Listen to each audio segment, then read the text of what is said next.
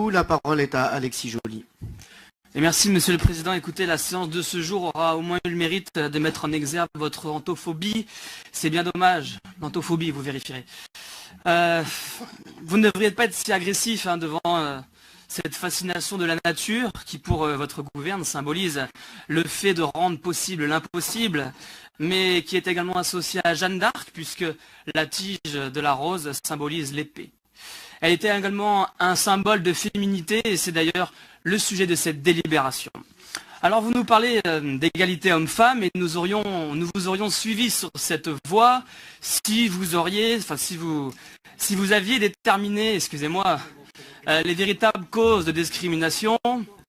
Oui, enfin tout à l'heure j'ai quand même entendu les jeunes personnes âgées, s'il vous plaît. Alors si vous aviez déterminé les véritables causes de discrimination faites aux femmes, et je dois reconnaître que ce n'est pas le cas. Alors bien sûr que nous aussi nous sommes attachés à l'égalité homme-femme et notre mouvement est attaché à cette valeur d'égalité des sexes. Est-ce qu'il est encore nécessaire de vous rappeler que ma collègue Mireille Dornano et moi-même sommes issus du seul grand parti politique dirigé par une femme qui est incontestée. Mais nous ne pouvons que rester sceptiques devant les moyens et devant l'analyse que vous avez faite. Je ne doute pas un seul instant donc de votre volonté d'améliorer les conditions féminines. Cependant, il me semble que vous ne déterminez pas quels sont les vrais problèmes. Aujourd'hui, le combat de lutte contre les discriminations féminines se mène dans les magasins de jouets. Il se mène dans l'utilisation de mots épicènes ou dans la juxtaposition du masculin, du féminin ou encore dans la suppression du mot mademoiselle. Voilà de quoi combler votre sentiment de lutte contre les discriminations, mais votre vision est totalement faussée. Le problème vient plutôt de certaines cultures importées de fraîche date qui se caractérisent par un machisme exacerbé et où le pouvoir de l'homme sur la femme est absolu.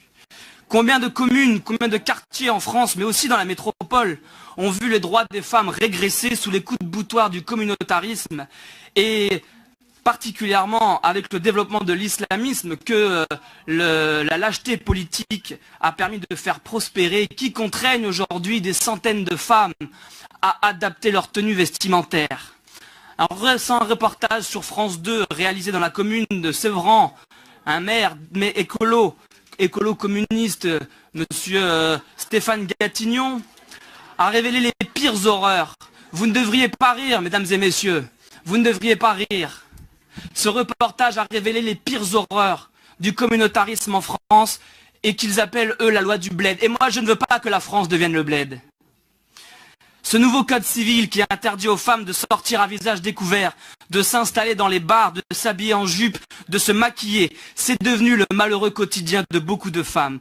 Et il faudrait être sourd, muet, aveugle, pour ne pas constater une inquiétante recrudescence de ces pratiques aux quatre coins du pays.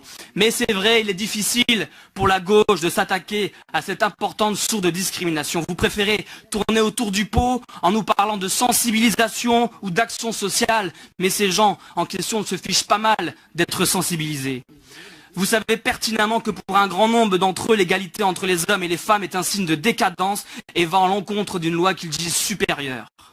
L'intention de cette délibération est peut-être jugée satisfaisante, mais elle n'est pas consciente de ces réalités qui pèsent chaque jour davantage sur nos compatriotes. Et bien évidemment, nous voterons contre cette délibération.